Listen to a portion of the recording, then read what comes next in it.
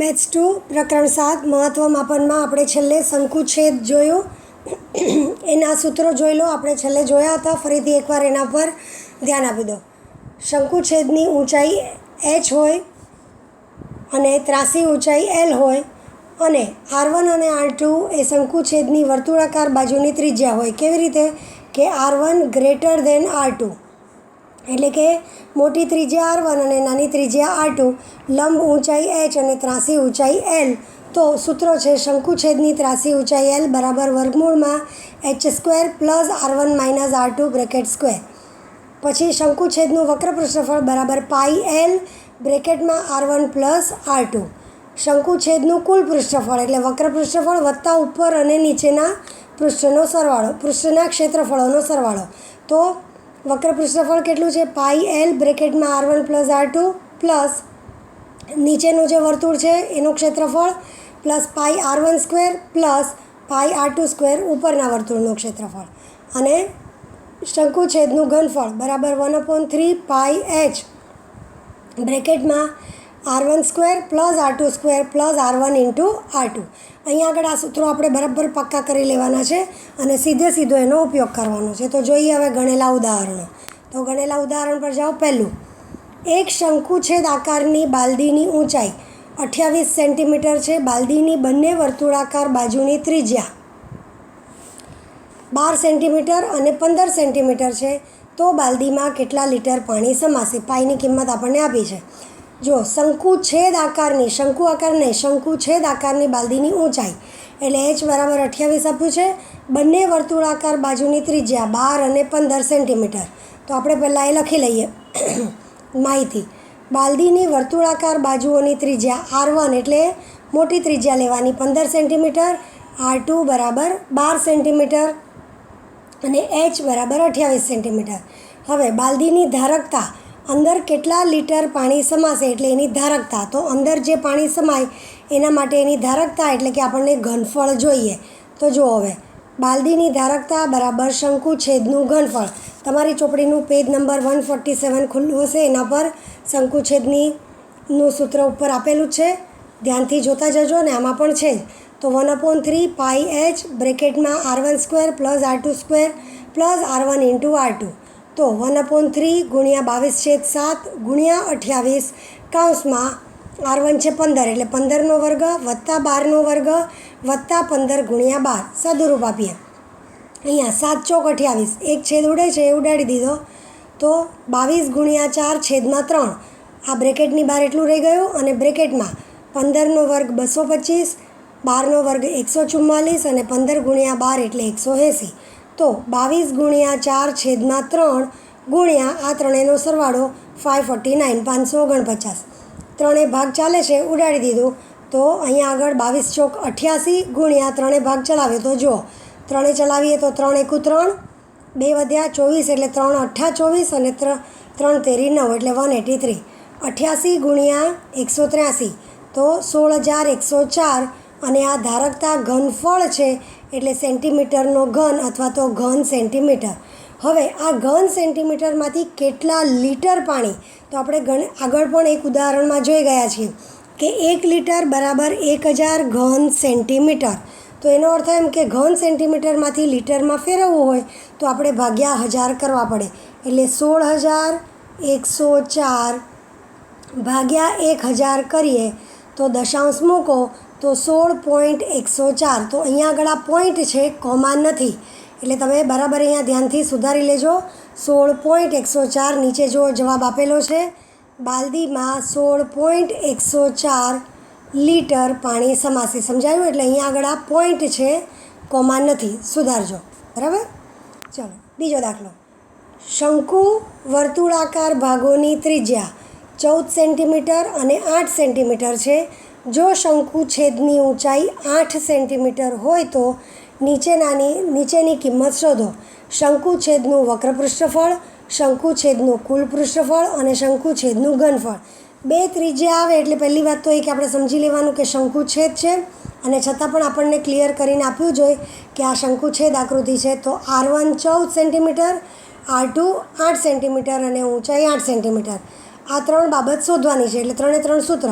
તો તો વક્ર પૃષ્ઠફળ, કુલ પૃષ્ઠફળ અને શંકુછેદનું ઘનફળ, એમાંથી વક્ર પૃષ્ઠફળ માટે આપણને ત્રાસી ઊંચાઈ એલની જરૂર પડશે. એટલે 4 બાબત આપણે શોધવી પડશે. તો શોધતા જઈએ. પહેલાં માહિતી લખી દીધી.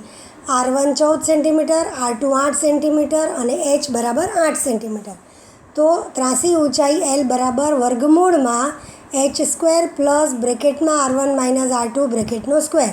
તો દેટ ઇઝ ઇક્વલ ટુ વર્ગમૂળમાં h એટલે 8 છે તો 8નો વર્ગ વત્તા કૌંસમાં 14 ઓછા 8 બ્રેકેટનો સ્ક્વેર.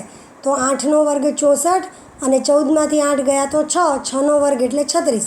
તો 64 વત્તા 36 આખું વર્ગમૂળમાં. તો વર્ગમૂળમાં 64 વત્તા 36 એટલે કેટલા આવે? વર્ગમૂળમાં 100 અને વર્ગમૂળમાં 100 એટલે જવાબ આવી ગયો 10. તો ત્રાસી ઊંચાઈ એલ બરાબર 10 સેન્ટીમીટર. હવે નેક્સ્ટ પેજ પર જાઓ એટલે આપણે આ ગણતરી કરીએ. તો પેજ નંબર 148.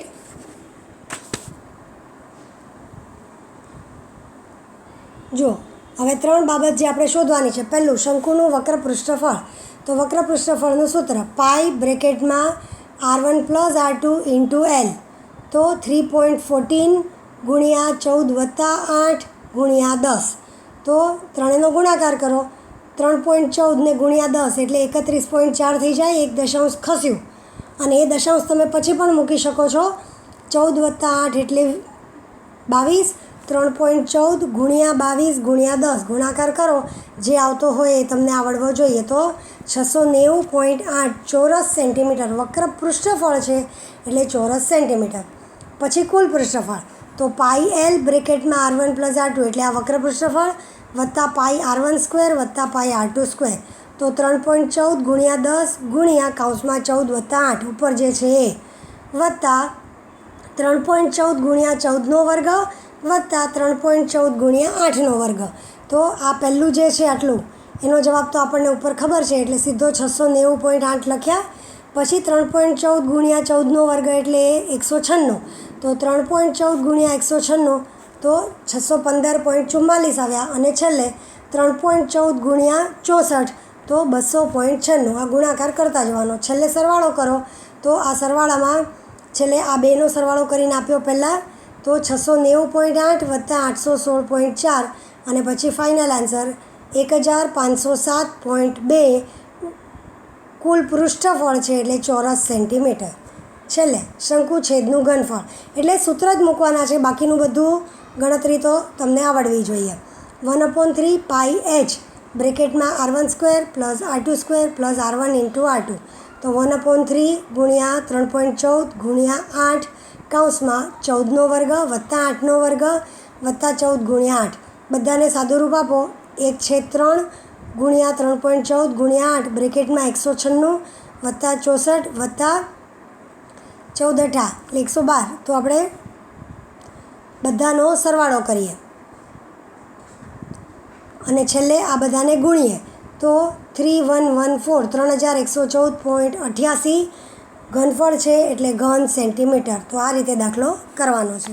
તો આ થયા ગણેલા ઉદાહરણ. આ તમારે લખવાના છે. તમે હજી ન લખ્યા હોય તો લખી નાખજો.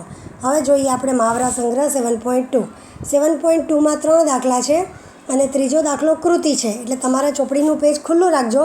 ગણીને તમને નોટમાં બતાવ્યા છે એટલે એ પ્રમાણે ખાલી જગ્યા પૂરતા જવાની. તો હવે આપણે પહેલો દાખલો રકમ મેં લખેલી છે છતાં જોઈ લો. 30 સેન્ટીમીટર ઊંચાઈ ધરાવતી શંકુછેદ આકારની પાણીની બાલદીની વર્તુળાકાર બાજુઓની ત્રિજ્યા 14 સેન્ટીમીટર અને 7 સેન્ટીમીટર હોય તો બાલદીમાં કેટલા લીટર પાણી સમાશે? અહીંયા જુઓ તમને સંબંધ આપ્યો છે 1 લીટર બરાબર 1000 ઘન સેન્ટીમીટર. જે ગણેલું પહેલું ઉદાહરણ છે સેમ એવું જ પહેલું ઉદાહરણ આ છે. ગણેલા બીજા ઉદાહરણ જેવું આ બીજા ઉદાહરણ છે અને ત્રીજું ઉદાહરણ આપણને કૃતિની જેમ કરવા કીધું છે. તો જોતા જઈએ.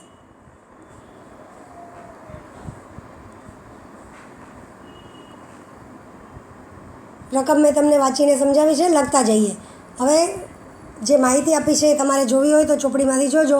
વર્તુળાકાર બાજુઓની ત્રિજ્યા. બાલદીની વર્તુળાકાર બાજુઓની ત્રિજ્યા R1 બરાબર 14 સેન્ટીમીટર અને આ R1 14 સેન્ટીમીટર અને R2 બરાબર 7 સેન્ટીમીટર અને બાલદીની ઊંચાઈ H બરાબર 30 સેન્ટીમીટર. તો બાલદીની ધારકતા કેટલું પાણી સમાશે એટલે એનું ઘનફળ જ હોય. તો શંકુછેદનું ઘનફળ એટલે 1/3 પાઈ H બ્રેકેટમાં R1² plus R2² plus R1 into R2. આમાં બીજું કંઈ આપ્યું નથી એટલે પાઈ બરાબર 22/7 સીધે સીધું લઈ શકો છો. તો 1/3 ગુણ્યા 22/7 ગુણ્યા 30 h બરાબર 30 છે. કૌંસમાં 14નો વર્ગ વત્તા 7નો વર્ગ વત્તા 14 ગુણ્યા 7. તો કિંમત મૂકી એટલે 22. આ 3થી છેદ ઉડાડ્યો તો 10 તેરી 30 એટલે અહીંયા આગળ આવ્યા 10. તો આપણને અહીંયા શું રહી ગયું 22/7 ગુણ્યા 10 અને બ્રેકેટમાં શું આવશે તો 14નો વર્ગ 196 વત્તા 7નો વર્ગ 49 વત્તા 14 ગુણ્યા 7 એટલે 98. પછી આપણે આગળ દાખલો જોઈએ તો જુઓ શું આવ્યો. સૂત્ર હવે તમને ખબર છે એટલે સીધું આપણે અહીંયા આગળ દાખલો જોઈ લઈએ. તો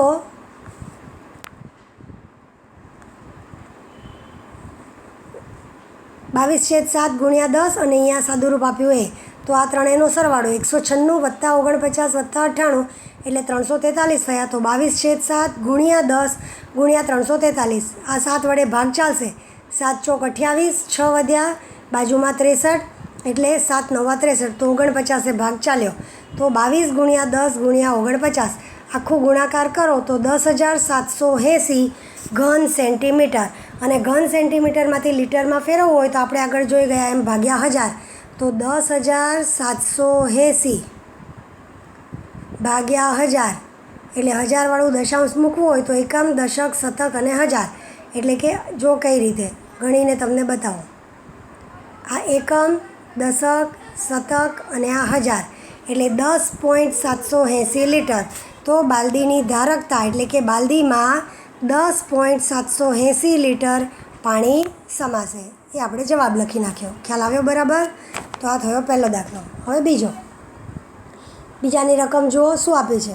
શંકુ છેદના વર્તુળાકાર ભાગની ત્રિજ્યા 14 સેન્ટીમીટર અને 6 સેન્ટીમીટર છે અને તેની ઊંચાઈ 6 સેન્ટીમીટર હોય તો નીચેની કિંમત શોધો. પહેલું શંકુછેદનું વક્ર પૃષ્ઠફળ, બીજું શંકુછેદનું કુલ પૃષ્ઠફળ અને ત્રીજું શંકુછેદનું ઘનફળ. તો શું આપ્યું છે બાલદીની ત્રિજ્યા, શંકુછેદ ભાગની વર્તુળાકાર ભાગની ત્રિજ્યા એટલે કે ત્રિજ્યા R1 બરાબર 14 સેન્ટીમીટર, R2 બરાબર 6 સેન્ટીમીટર અને H બરાબર 6 સેન્ટીમીટર. તો વક્ર પૃષ્ઠફળ શોધવાનું હોય તો આપણને ત્રાસી ઊંચાઈ જોઈએ. એટલે સૌથી પહેલું ત્રાસી ઊંચાઈ. તો ત્રાસી ઊંચાઈ શોધવા માટે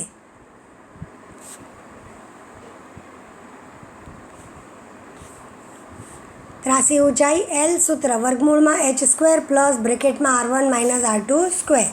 તો 6નો વર્ગ વત્તા 14 ઓછા 6નો વર્ગ અને એ આખું વર્ગમૂળમાં દેટ ઇઝ ઇક્વલ ટુ વર્ગમૂળમાં 6નો વર્ગ એમને એમ લખ્યો છે વત્તા 14 ઓછા 6 એટલે કેટલા થાય 8 એટલે 8નો વર્ગ. હવે છોડીએ એટલે કે સાદુરૂપ આપીએ તો વર્ગમૂળમાં 6નો વર્ગ 36, 8નો વર્ગ 64. તો વર્ગમૂળમાં 100 બરાબર 10 સેન્ટીમીટર એટલે ત્રાસી ઊંચાઈ કેટલી થઈ ગઈ 10 સેન્ટીમીટર. તો હવે એક એક કિંમત શોધતા જઈએ. તો વક્ર પૃષ્ઠફળ, શંકુછેદનું વક્ર પૃષ્ઠફળ પાઈ બ્રેકેટમાં R1 પ્લસ R2 ગુણ્યા L. હવે કિંમત તમારે જોઈતી હોય તો ચોપડીમાં જોતા જજો. તો પાઈ બરાબર અહીંયા 3.14 લેવા આપણને કહ્યું જ છે. તો 3.14 ગુણ્યા કૌંસમાં 14 વત્તા 6 ગુણ્યા L બરાબર 10. તો 3.14 ગુણ્યા 20 ગુણ્યા 10. તો 3.14માંથી દશાંશ જો કાઢીએ તો આ રીતે આવે 314/100 ગુણ્યા 20 ગુણ્યા 10. તો જુઓ એની મેળે આ 2 0 ઉડી ગયા. તો શું રહી ગયું 314 ગુણ્યા 2 એટલે 628 ચોરસ સેન્ટીમીટર. ખ્યાલ આવ્યો બરાબર?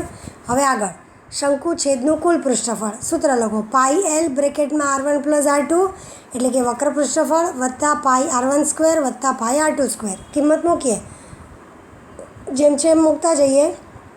3.14 ગુણ્યા 10 ગુણ્યા કૌંસમાં 14 વત્તા 6 ઉપરનું જ આખી કિંમત વત્તા 3.14 ગુણ્યા 14નો વર્ગ વત્તા 3.14 ગુણ્યા 6નો વર્ગ. તો આ આખું સાદુરૂપ તો આપણે ઉપર આપ્યું કેટલું 628 એટલે એ લખી દીધું વત્તા 3.14 ગુણ્યા 14નો વર્ગ એટલે 196 વત્તા 3.14 ગુણ્યા 6નો વર્ગ એટલે 36. ત્રણેયને સાદુરૂપ તો આ 628 3.14 ગુણ્યા 196 કરો તો 615.44 વત્તા 3.14 ગુણ્યા 36 કરો તો 113.04. બધાનો સરવાળો કરો તો 1356.48 ચોરસ સેન્ટીમીટર. કુલ પૃષ્ઠફળ છે એટલે ચોરસ સેન્ટીમીટર. વક્ર પૃષ્ઠફળ હોય તો પણ ચોરસ સેન્ટીમીટર. ઘનફળ હોય તો ઘન સેન્ટીમીટર, જે હવે આપણે શોધવાનું છે. તો હવે જોઈએ ઘનફળ. શંકુછેદનું ઘનફળ સૂત્ર જુઓ. 1/3 પાઈ એચ બ્રેકેટમાં r1² plus r2² plus r1 into r2. તો 1/3 ગુણ્યા 3.14 ગુણ્યા 6 બ્રેકેટમાં 14નો વર્ગ વત્તા 6નો વર્ગ વત્તા 14 ગુણ્યા 6. તો 1/3 ગુણ્યા 3.14 ગુણ્યા 6 કૌંસમાં 14નો વર્ગ 196 વત્તા 6નો વર્ગ 36 વત્તા 14 ગુણ્યા 6 એટલે 84. હવે અહીંયા છેદ ઉડે છે, 3 દુ 6 એટલે 2 આવ્યા ઉપર. તો 3.14 ગુણ્યા 2 એટલે 6.28 ગુણ્યા આ ત્રણેયનો સરવાળો. આ ત્રણેયનો સરવાળો 316. હવે ગુણાકાર કરો તો 1984.48 ઘન સેન્ટીમીટર. એટલે આ થઈ ગયો આપણો બીજો દાખલો. અહીંયા ઘન સેન્ટીમીટર લખ્યું છે એ ધ્યાન આપજો. હવે ત્રીજો જે કૃતિ છે એટલે ચોપડીમાં કૃતિ જોતા જજો. મેં સીધી અહીંયા લખી છે. આકૃતિમાં એક શંકુછેદના વર્તુળાકાર પાયાનો પરિઘ અનુક્રમે 132 સેન્ટીમીટર અને 88 સેન્ટીમીટર છે અને ઊંચાઈ 24 સેન્ટીમીટર છે. તો તે શંકુછેદનું વક્ર પૃષ્ઠફળ શોધવા માટે નીચેની કૃતિ પૂર્ણ કરો. પાઈ બરાબર 22/7. આ આપેલું જ છે.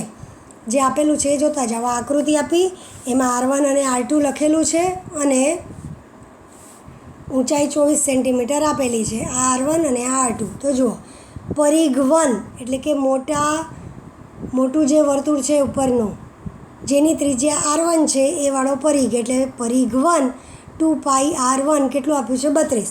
તો r1 બરાબર કેટલા થાય 132/2 પાઈ. સાદુરૂપ આપીએ. આમાં ડાયરેક્ટ તમને જવાબ પૂછ્યો છે, આપણે સાદુરૂપ આપીને બતાવ્યું છે. તો 132/2 અને પાઈ ક્યાં છે છેદમાં, એટલે 22/7 લખીએ તો 22 છેદ અને 7 ક્યાં આવી જશે અંશમાં. હવે 22થી છેદ ઉડાડો. 132 એના 22ના ઘડિયામાં આવે છે તો 22 છંગ 132 અને પછી 6 માટે 2થી છેદ ઉડાડો તો 2 તરી 6 એટલે છેદ બધા ઉડી ગયા. અંશમાં રહી ગયું 7 ગુણ્યા 3 એટલે 21. તો ત્રિજ્યા r1 બરાબર 21 સેન્ટીમીટર. તમારી જાતે કરીને જોશો તો પણ સમજાશે. બીજું, પરિઘ 2 બરાબર 2 પાઈ r2 બરાબર 88. તો r2 બરાબર 88/2 પાઈ એટલે એને સાદુરૂપ આપ્યું તો કઈ રીતે જુઓ. 88/2 અને 2ની સાથે ગુણાકારમાં પાઈ એટલે 22/7. તો 22 અહીંયા અને છેદનો છેદ એટલે 7 ક્યાં જતા રહેશે અંશમાં. બરાબર. હવે 22 ચોક 88 અને 2 દુ 4. તો અંશમાં શું રહી ગયું 7 ગુણ્યા 2 એટલે કેટલી r2 આવી આપણને 14 સેન્ટીમીટર r2 આવી. હવે એટલે એ બીજી ખાલી જગ્યા 14 સેન્ટીમીટર. જુઓ, ખ્યાલ આવ્યો બરાબર. એટલે આ બીજી ત્રિજ્યા મળી ગઈ. હવે શંકુછેદની ત્રાસી ઊંચાઈ l લો, કારણ કે વક્ર પૃષ્ઠફળ માટે l જોઈએ. તો હવે એમાં ખાલી જગ્યા પૂરીએ. l બરાબર વર્ગમૂળમાં h² plus r1 minus r2નો square. તો વર્ગમૂળમાં h 24 છે, 24નો વર્ગ વત્તા કૌંસમાં 21 ઓછા બોક્સ આપ્યું છે 21 ઓછા 14નો વર્ગ. દેટ ઇઝ ઇક્વલ ટુ વર્ગમૂળમાં 24નો વર્ગ વત્તા 7નો વર્ગ. એટલે આપણે અહીંયા સીધું 7નો વર્ગ ચોપડીમાં, પણ સાદુરૂપ આપવું પડે એટલે મેં લખીને બતાવ્યું છે 7નો વર્ગ.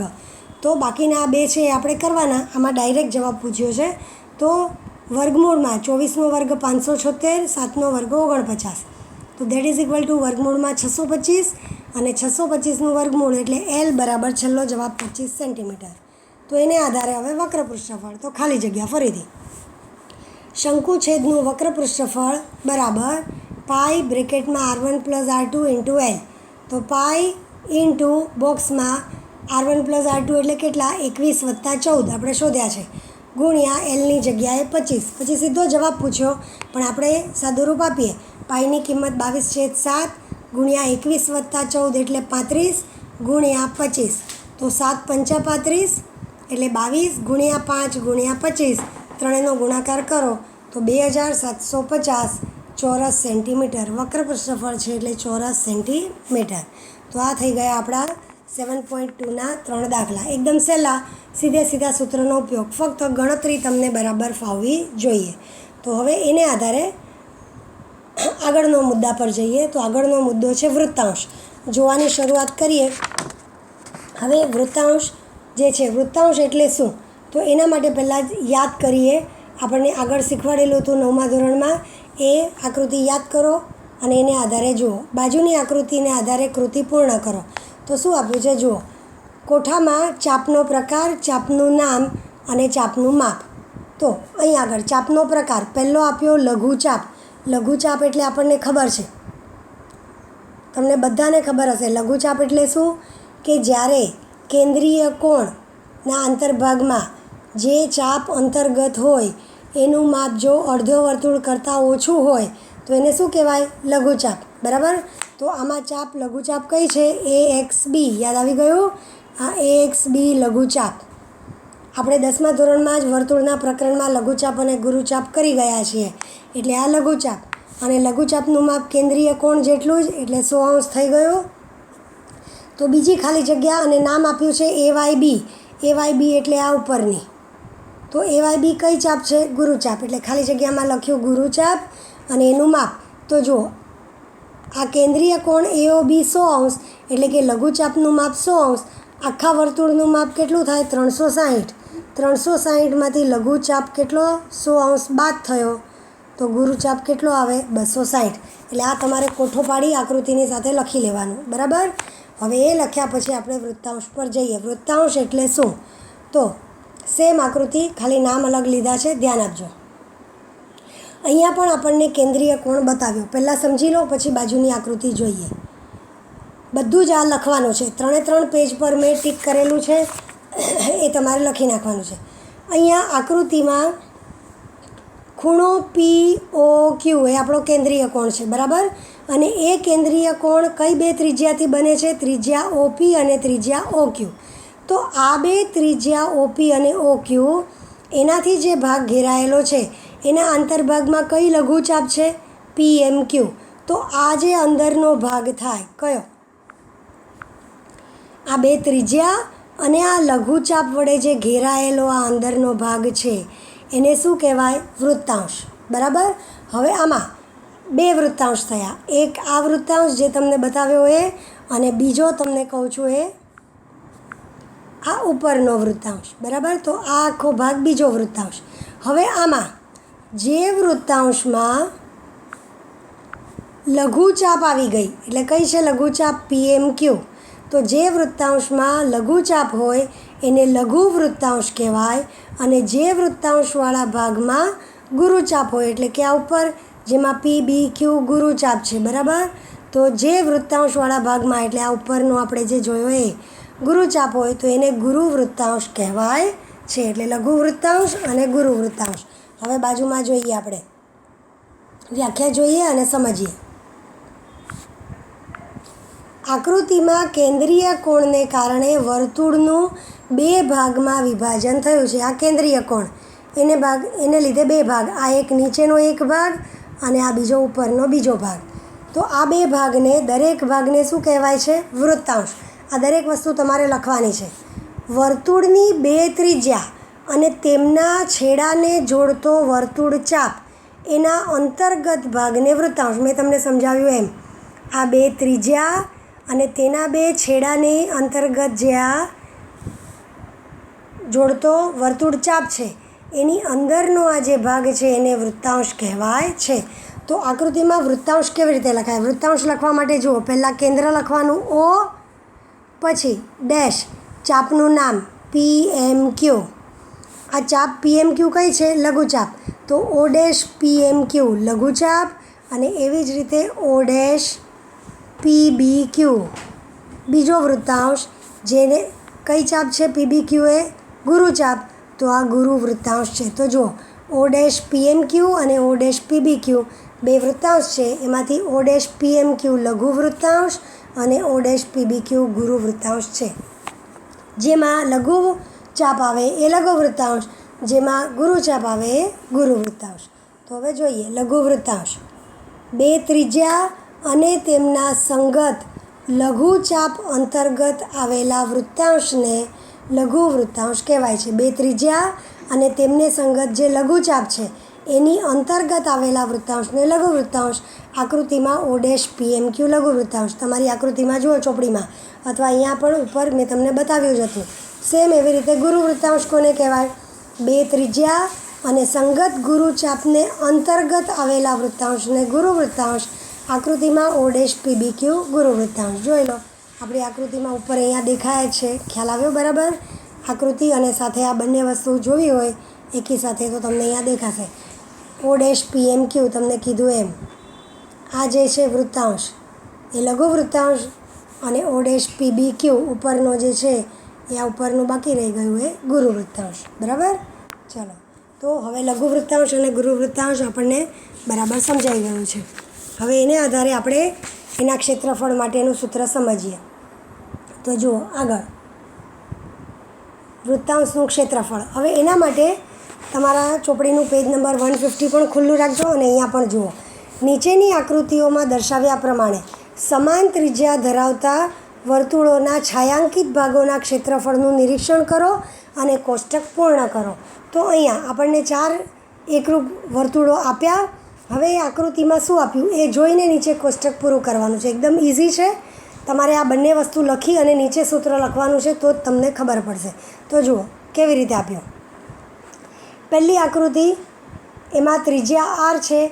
હવે એ વખતે આખું પૂર્ણ વર્તુળ જે આપણને છાયાંકિત ભાગ કરેલો છે. કેવો ભાગ? છાયાંકિત. એ આખું વર્તુળ છે. બરાબર? તો એ પૂર્ણ વર્તુળનું માપ આપણે લઈએ થીટા તો કેટલું આવે? 360°. તો જેટલો ભાગ છાયાંકિત છે પૂર્ણ વર્તુળનું ક્ષેત્રફળ કેટલું આવે? એટલે ધારો કે આપણે એને A1 લીધું તો પૂર્ણ વર્તુળનું ક્ષેત્રફળ πr² જેની ત્રિજ્યા R અને એ વખતે થીટાનું માપ એટલે કે જે આપણે કેન્દ્રીય કોણ કહીએ તો એ આખો થઈ જાય 360. બરાબર? હવે એની બાજુની બીજી આકૃતિ જુઓ. એમાં થીટા કેટલો આપ્યો? જુઓ આ રીતે નીચેનો ભાગ અડધો એટલે કે આપણે વ્યાસ દોર્યો તો એ થીટા કેટલો થઈ ગયો? 360નું અડધું એટલે 180. તો છાયાંકિત ભાગ આ ફક્ત નીચેનો એટલે કેટલો થાય? આખા વર્તુળનો અડધો એટલે A2 બરાબર ½ πr². પછી વર્તુળના 4 ભાગ કર્યા તો થીટા એટલે કેન્દ્રીય કોણ 4 ભાગ કરો તો 360નો ચોથો ભાગ એટલે કેટલો થાય? 90°. અને ક્ષેત્રફળ A3 આખું ક્ષેત્રફળ πr² એનો ચોથો ભાગ એટલે 1/4 πr². અને છેલ્લી આકૃતિમાં કેટલા ભાગ કર્યા છે ગણો? 6 ભાગ કર્યા. તો એમાંથી થીટા એક ભાગ લઈએ તો 360ના 6 ભાગ એટલે થીટા બરાબર 60°. તો ક્ષેત્રફળ પણ છઠ્ઠા ભાગનું તો A4 આ ચોથી આકૃતિ છે એટલે ક્ષેત્રફળ ચોથું એ કેટલું છે? છઠ્ઠો ભાગ πr²નો છઠ્ઠો ભાગ એટલે 1/6 πr². તો હવે આને આધારે કોઠો. તો હવે જોજો કોઠો કેવી રીતે પૂર્યો. કોઠામાં આકૃતિ થોડી નાની કરું એટલે તમને ખબર પડે. જો તો હવે અહીંયા આગળ એક એક વસ્તુ જોતા જાઓ. પહેલું કોઠામાં શું લખ્યું છે? પહેલી વાત તો વર્તુળના કેન્દ્રીય કોણનું માપ 360° એટલે પૂર્ણ ખૂણો એટલે આ આખું જે થઈ ગયું એ. બરાબર? હવે જુઓ વૃત્તાંશ પછી વૃત્તાંશના ચાપનું માપ પછી એ લોકોએ ગુણોત્તર કીધો આપણને લેવા θ/360 એટલે જે આપણે શું કહેવાય થીટા કેન્દ્રીય કોણનું માપ લેતા ગયા એનો 360 જોડેનો ગુણોત્તર અને એ પ્રમાણે જે વૃત્તાંશ મળ્યો એનું ક્ષેત્રફળ.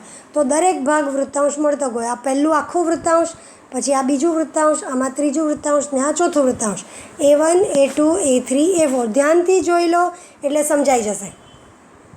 પહેલું વૃત્તાંશ A1 તો એ વખતે વૃત્તાંશનું ચાપનું માપ એટલે કે થીટા. બરાબર? ચાપનું માપ એટલે થીટા કેટલું છે? 360. તો આ ગુણોત્તર θ/360 એટલે કે 360/360 એટલે કેટલું? 1. તો વૃત્તાંશનું ક્ષેત્રફળ A બરાબર 1 × πr². જેટલો આ ગુણોત્તર મળ્યો એને ગુણ્યા વૃત્તાંશનું ક્ષેત્રફળ એટલે કે વર્તુળના ક્ષેત્રફળ સાથે ગુણો તો આપણને વૃત્તાંશનું ક્ષેત્રફળ મળે. એટલે પહેલાં A1 બરાબર આખું વર્તુળ છે એટલે πr² જ મળ્યું. હવે જુઓ બીજું A2 તો આમાં થીટા કેટલું થઈ ગયું? 180. તો ગુણોત્તર θ/360 180ના છેદમાં 360 એટલે 1/2 આવે. આ જુઓ 180/360 તો 1/2 થશે ને એટલે 1/2 તો વૃત્તાંશના ક્ષેત્રફળ માટે પૂર્ણ વર્તુળનો અડધો ભાગ થઈ જાય તો હાફ ગુણ્યા પાઈ આર સ્ક્વેર એટલું ક્ષેત્રફળ, બરાબર. હવે એના ઉપરથી ત્રીજું જુઓ, A3 થીટા કેટલું થઈ ગયું 90, 4 ભાગ કર્યા એટલે 90. તો અહીંયા થીટાના છેદમાં 360, 90ના છેદમાં 360, તો 1/4 આવે, 9 ચોક 36 એટલે 1/4. તો વૃત્તાંશનું ક્ષેત્રફળ એટલે ચોથો ભાગ થયો. તો આ 1/4 ગુણ્યા પાઈ આર સ્ક્વેર, અહીંયા પાછળ પાઈ આર સ્ક્વેર છે, તમારી ચોપડીમાં જુઓ, અહીંયા મારી આ સાઇન દેખાય છે એટલે નથી ખ્યાલ આવતો, એટલે પણ તમને લખીને બતાવવું હોય તો આપણને જોઈએ, બરાબર. હવે ચોથા માટે હું બતાવું છું, પહેલાં આકૃતિ જોઈ લો. ચોથા માટે આપણે કેટલો ભાગ કર્યો છે 6, એટલે થીટા આપણને 60 મળ્યું. હવે ખાલી જગ્યા પૂરવાની છે, ધ્યાન આપો. તો હવે જુઓ, હવે ઉપરના માટે જોઈ લો, આ 1/4 ઇન્ટુ પાઈ આર સ્ક્વેર આવી ગયું. હવે અહીંયા 60°. હવે તમારી આકૃતિ ચોપડીમાંથી જોજો, જે ચોથી આકૃતિ બતાવીએ, છઠ્ઠો ભાગ. તો 60ના છેદમાં 360, બરાબર. તો 60 છેદમાં 360, 0 0 ઉડી ગયા, 6 6 36 એટલે 1/6 આવે. તો અહીંયા આપણે શું લખવું પડશે 1/6. તો તમારી ચોપડીમાં 1/6 લખી નાખજો. અને એટલે જો દરેક વખતે અહીંયા જે આવ્યો ગુણોત્તર એના વડે જ પાઈ આર સ્ક્વેરને ગુણ્યો છે, ને આપણને ખબર છે કે છઠ્ઠો ભાગ છે, તો અહીંયા કેટલા વડે ગુણવું પડશે 1/6 ગુણ્યા પાઈ આર સ્ક્વેર. લખી નાખો પેન્સિલ લઈને કે પેન લઈને તમારી ચોપડીમાં, બરાબર. તો એને આધારે આપણું સામાન્ય સ્વરૂપ શું, તો કે એ કોઈ એક વૃત્તાંશ એ, એના ચાપનું માપ લીધું થીટા, તો ગુણોત્તર θ/360. તો ક્ષેત્રફળ આ ગુણોત્તરની સાથે જ આ બધાનો ગુણાકાર કરેલો છે, તો θ/360 ઇન્ટુ પાઈ આર સ્ક્વેર. તો આ થયું આપણને વૃત્તાંશના ક્ષેત્રફળનું સૂત્ર. ચલો જોઈ લો. એટલે આને આધારે જુઓ, કોષ્ટક પરથી ધ્યાનમાં આવે છે કે વર્તુળના ક્ષેત્રફળને θ/360 વડે ગુણતા ચાપનું માપ થીટા ધરાવતા વૃત્તાંશનું ક્ષેત્રફળ મળે છે. તે નીચે સૂત્ર મુજબ લખી શકાય. વૃત્તાંશનું ક્ષેત્રફળ એ બરાબર આ ગુણોત્તર θ/360 ગુણ્યા પાઈ આર સ્ક્વેર. ચલો હવે ઝૂમ કરીને જોઈ લઈએ. હવે તમને કોઠો ખબર પડી ગઈ, એટલે અહીંયા જુઓ, આ આપણું છેલ્લું આપણે જે જોયું એને આધારે આપણને આ સૂત્ર મળ્યું. તો વૃત્તાંશનું ક્ષેત્રફળ એ બરાબર θ/360 ઇન્ટુ પાઈ આર સ્ક્વેર.